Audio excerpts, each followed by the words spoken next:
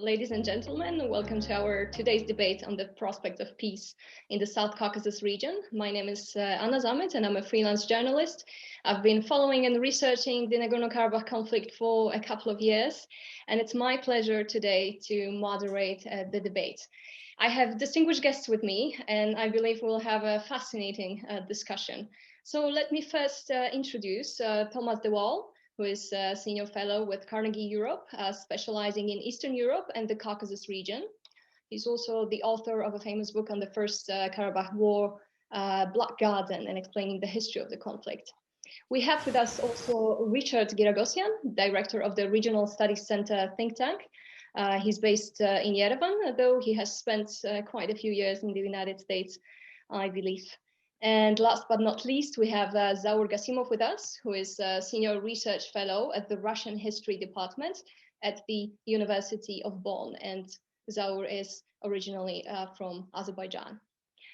Our today's topic is quite broad, and there are so many angles we can use to look at the situation and talk about the future. Sadly, we have just 1 hour, so let me ask a couple of questions first, and then I will definitely open the floor for a Q&A session. We'll make sure we have enough time for your questions and your comments, so please start preparing them. I will be following the comments as much as I can throughout the debate. So let me perhaps start with the first quite general question, and let's put things in perspective. So it's been nearly 4 months since the November ceasefire agreement, which put an end to the 44-day war over Nagorno-Karabakh and dramatically reshaped the landscape in the South Caucasus. So my question to Tom is, are we actually getting closer or further away from achieving a lasting peace between Azerbaijan and Armenia? Thank you, Anna, and first of all, thank you very much for the invitation, and I'm glad to be here with you today with Anna, Zaur, and Richard. I think the risk of sounding a little banal, I think it's too early, a bit too early still to say. What we can say with confidence is that the landscape of the South Caucasus and of the Karabakh situation has been dramatically reshaped. There's been a tragedy, which is the fact that this was through another war, through the loss of at least 7,000 lives, something which I think could have been avoided, but unfortunately wasn't due to the failure of peaceful negotiations. And there are also opportunities, and it certainly needs to be said that this conflict has, I think if we think of 2 big issues at the heart of this conflict, one is the status of the Armenians of Karabakh, which goes back 1 century, which is at the core of the conflict. The other is the displacement of more than 500,000 Azerbaijanis from the occupied territories around Karabakh. Well, the second issue has been resolved, and that's obviously good news. Those more than 500,000 people, with a few exceptions, have the right of return. It will take many years for them to return. There's a long process of demining, reconstruction needs to happen. But that's good news, so that one issue has been resolved. However, there are still fundamental issues to be resolved, particularly the status of the Armenians of Karabakh. There are new problems which have arisen as a result of this conflict: the displacement of some Armenians, more than 30,000 Armenians inside Karabakh, tensions around the Armenia-Azerbaijan border. So I think it's far too early to say. We have a 5-year window, thanks to this ceasefire agreement signed in November, the trilateral agreement. A 5-year window, I think, to make something more than just a mere peace agreement, to have a peace agreement, a full peace agreement between Armenia and Azerbaijan. That's going to be a big challenge. There are, again, positives about prospects of economic connectivity, opening up of transport routes and so on. But I think we all know from other conflicts that economics is not enough to solve a conflict. There are issues of identity, issues of threat perception, of security, which remain unresolved. There are new insecurities. Georgia, I think, feels rather excluded by this agreement, for example. So I think The best that can be said is that there are new opportunities, new challenges, and certainly as we're having this debate within the European framework, I think a big challenge to the European Union, which I think has been rather marginalized now, to up its game and to do more here. Thank you so much. Let me turn to Zaur now. Zaur, Azerbaijan is stating that the Nagorno-Karabakh conflict, in fact, it's over, that the military basically operation was enough to restore the lands and to put an end to this pretty much century-long conflict. But in fact, we have still the breakaway republic in place with its quasi-government structures, de facto authorities. So what is really happening on the ground? How do you envision basically the solution to this situation right now? And what about the fate of Armenian citizens living in Karabakh? How does Baku look at this situation? First of all, thank you very much. It's great to join you here, and thank you very much for the invitation. I guess now we should maybe see the rhetorics on the governmental level and also on the grassroots level from the prism of the post-war. I can just second what Tom just told, that we are like in the 4th month maybe after the ceasefire was brokered by Russia in a trilateral format with Armenia and Azerbaijan. So everything is worldly very, very fresh and very recent event. So that goes for the phrases and remarks of the politicians in the region, that we should maybe look at them through the prism of time. Another issue is, and I guess it's a very important fact, that that the European Union should get active now and back the dialogue between two sides. Some issues happened, like the ceasefire that was broken on the 10th of November, and that's positive. So that the warfare ended, and I guess we should start to be more optimist in that issue, and back the sides to continue or to maintain the dialogue, to start the dialogue, and to strengthen them. So I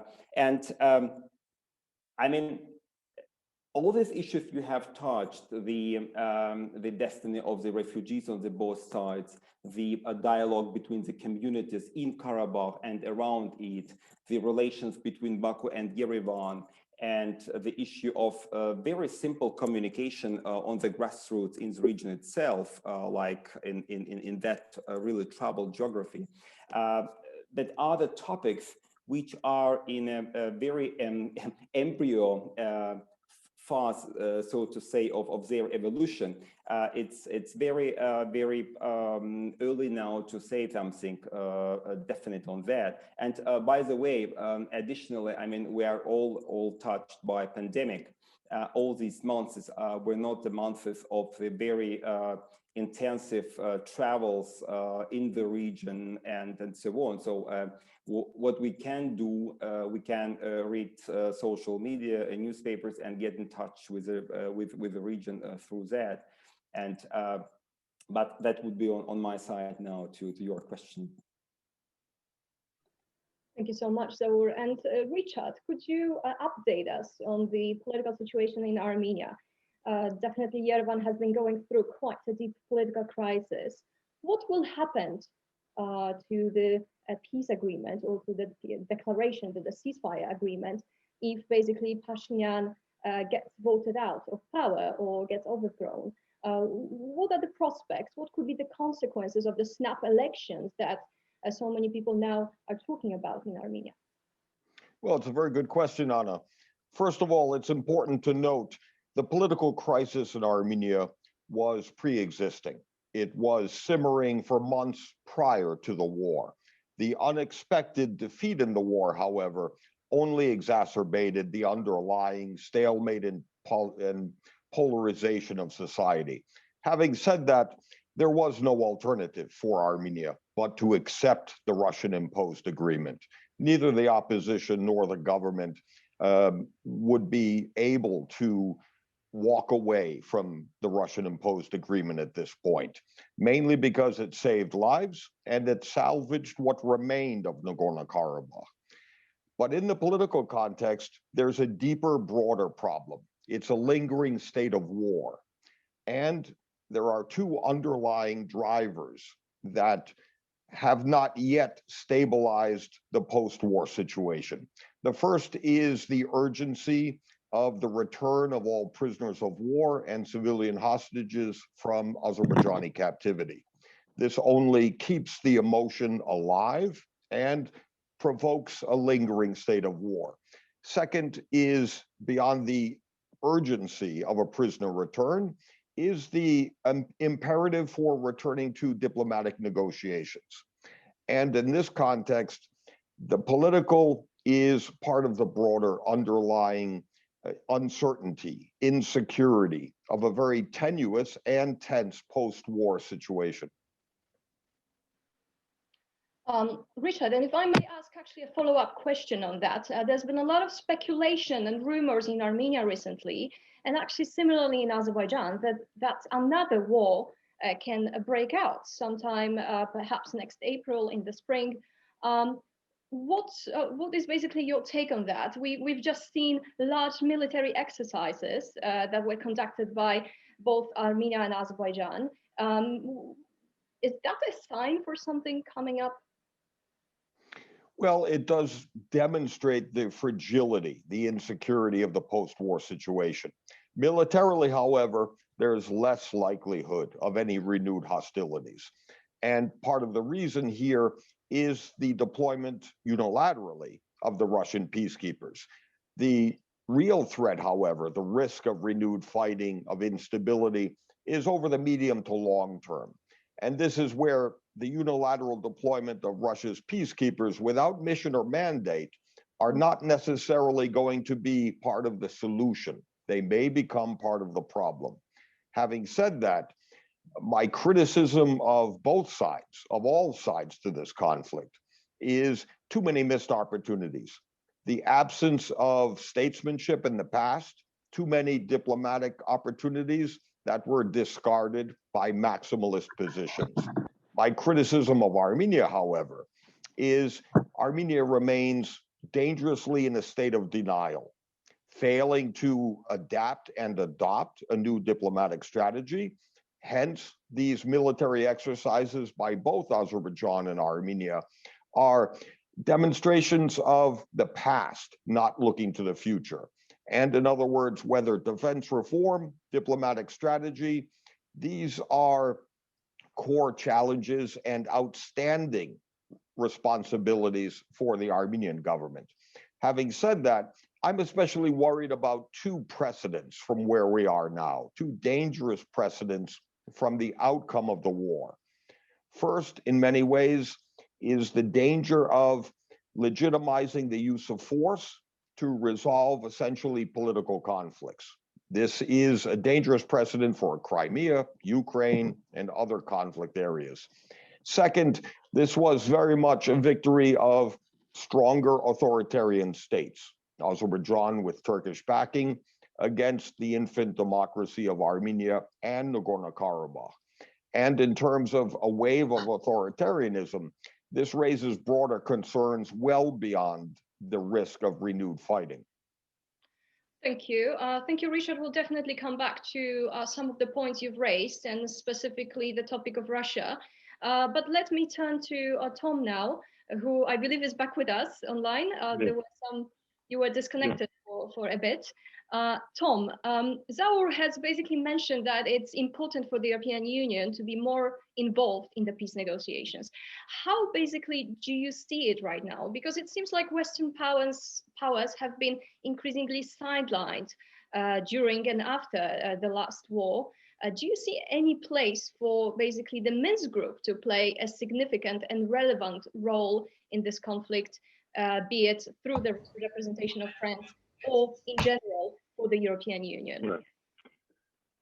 Thank you, Anna. I think this is a very crucial question, but I think we should separate the Minsk Group from the European Union. The Minsk Group continues, for better or worse, the co-chairmanship, France, Russia, and the United States. But France has only ever intermittently represented the European Union. And the Minsk Group, will be tasked, I think, still with trying to find the almost impossible political solution to the status issue of Nagorno-Karabakh.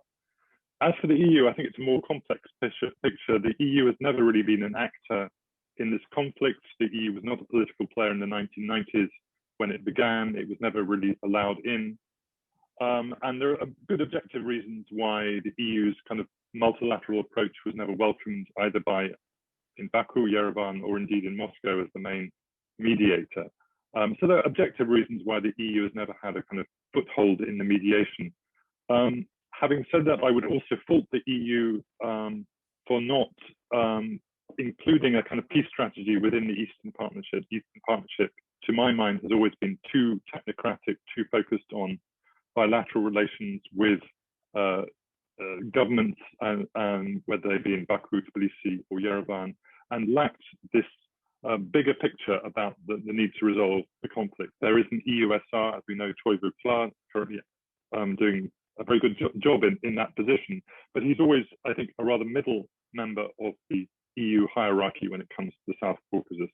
I would have liked to see him have a bigger role in shaping EU policy. So I hope that mistake can be corrected now, that the EU can factor in peace between Armenia and Azerbaijan as an overarching goal in its relations with both countries, indeed with Georgia as well, having a more regional approach.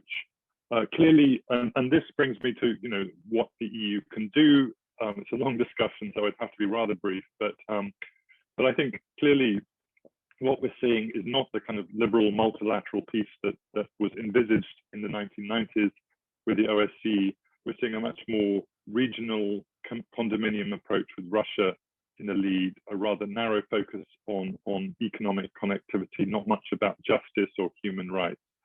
What the EU, I think, can contribute here is money. And I think there's going to be a very, very costly reconstruction process, particularly for the Azerbaijani territories, which Azerbaijan alone cannot afford. I doubt Russia or Turkey can afford it to.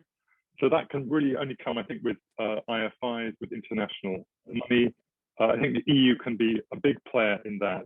And I think the EU's, as it were, proviso, condition for offering a lot of money to that process would be that it have a peace agenda, that it connects to the Armenians of Karabakh, it connects to Georgia, that the reconstruction process, as it were, has a normalization and reconciliation agenda in which no one feels left behind.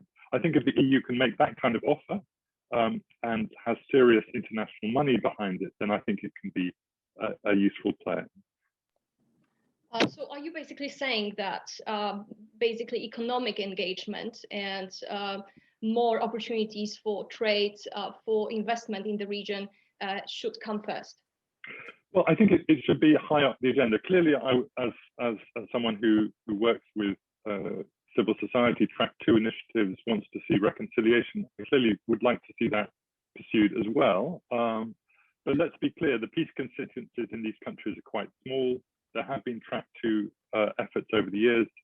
And I know almost all of those people personally who were involved, very brave individuals, but they've never had much traction. So obviously the EU can support that and can support people who, small businessmen, people who now have opportunities to meet.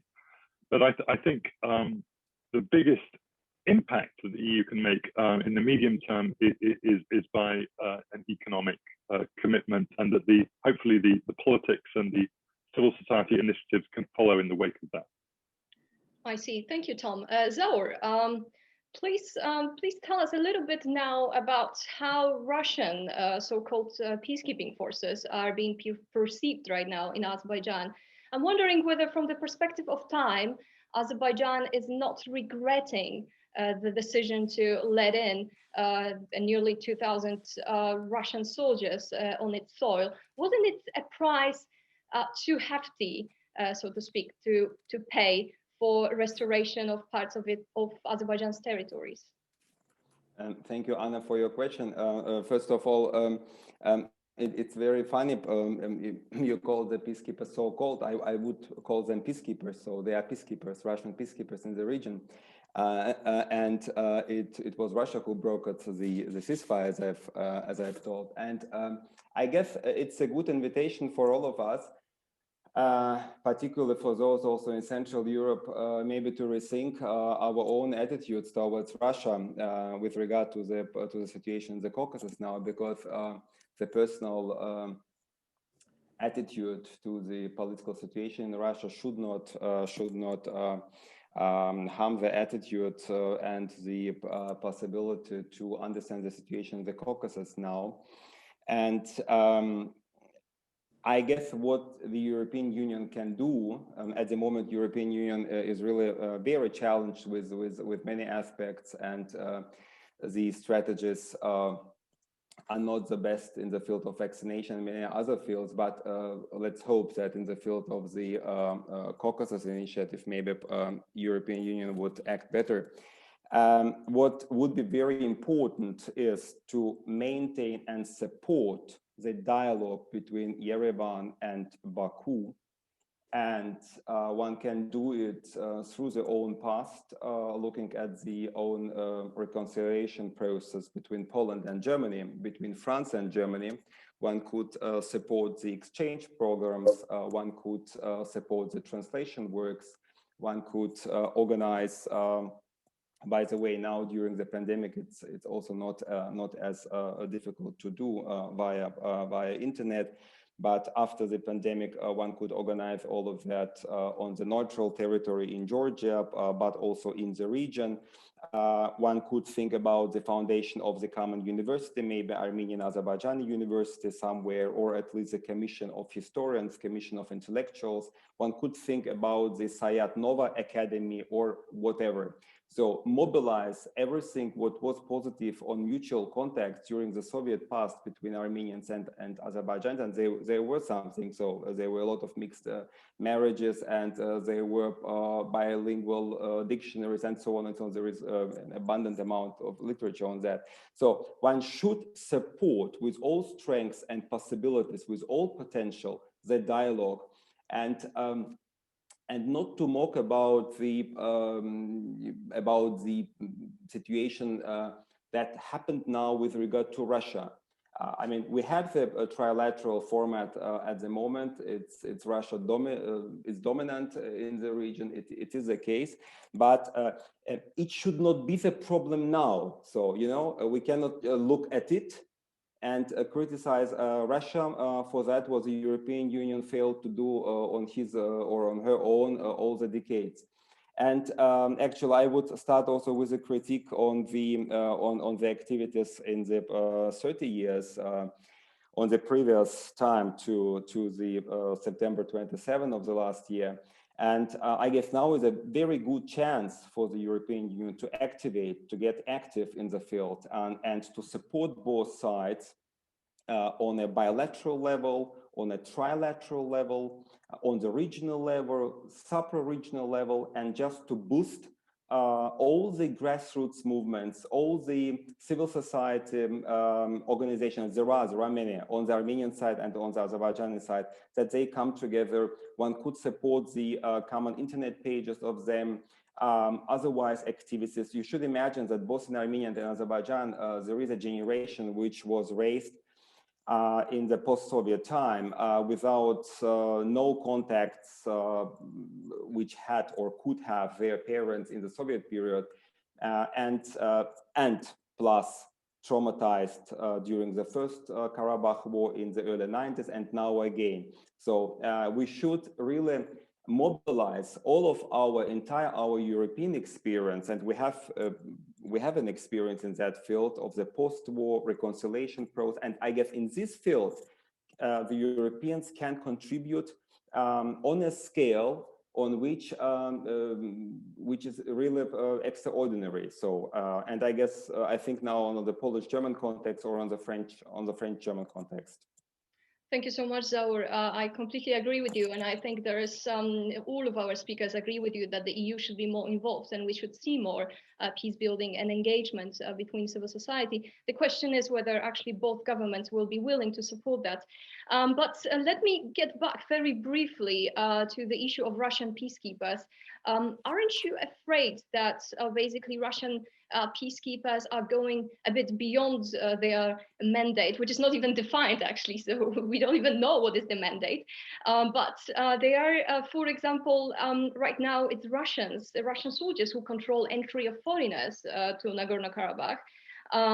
We have also recently the unrecognized Karabakh Republic basically passed a law that makes Russian language second official language. What is actually Moscow's true intention in the region? Are they really just peacekeepers? They really there to separate the two sides from fighting? That is a byproduct of the Russian peacekeeping. We have the example of Moldova, where the peacekeepers state and are there. We have also other parts of the world of the Russian military presence. By the way, Russian is also the first foreign language in the schools in Syria now, which are under the control of the Assad regime. So that is, otherwise, I mean, there are the developments which are really connected somehow in time and space, so to say, to the Russian military presence in Karabakh. And of course, there are voices in Azerbaijan and which are critical towards these developments, and also the developments of the overminded position of the head of the Russian military presence in Karabakh, of the military peacekeepers who conducts his own diplomacy in the regional context and so on. But otherwise, I would say that there are these critical voices, but at least what is very positive and what should be a starting point for the region and for all of us, that on the 10th of November, the warfare stopped. And I mean, both countries have thousands of dead, and also the huge number of soldiers traumatized and wounded during the warfare. And that struck the both societies. Mm-hmm. Thank you, Zaur. Tom, Richard, would you like to add anything on the topic of Russia? Because this is quite a controversial issue right now. It's quite being discussed. Let me jump in if I may. What's also interesting is the unique status and situation in terms of, for many years, Nagorno-Karabakh was the only conflict without any Russian military presence. Okay. This is a demonstration of the geopolitical victory of Russia, giving them what they've always sought, a direct military instrument of leverage on the ground. Second, just as unique, Russia, in this case, imposed its own limitation on the deployment, a 5-year limit, which normally would be unheard of. In other words, I used to always say that there's no such thing as Russian peacekeepers, and once deployed, they never go home. Both counts are inapplicable to this case. And there was an important time limit that could be used for leverage later. But the bigger picture is not necessarily what we're doing or reacting to with the Russian peacekeepers. The bigger problem is the reality that the Russian imposed agreement that ushered in the deployment is well short of a peace deal. In other words, it is far too dangerously vague on status and the next stage of stability operations. Hence the necessity for a return to diplomacy to implement and negotiate the outstanding terms that are so necessary for lasting, durable stability. But turning very briefly to the EU, I would also add, in addition to the necessity for EU engagement, is the imperative for US re-engagement under the Biden administration. And I do think there is an opportunity for burden sharing, even with Russia. In other words, this is one area where Russia works with and not against the West. There is a convergence of interests in post-war stability that we can actually leverage. And this is important also in terms of the one area of progress. In the past several months, the tripartite working groups on the regional restoration of trade and transport is the one area of sincere re-engagement. And this is a demonstration that the economic incentive is now much more important than it ever was for two reasons. It offers Armenia a path to overcoming isolation. It also is an important way to address the challenge of economic recovery from COVID-19. And in this context, it's a rare convergence of interests that offers a degree of promise and optimism.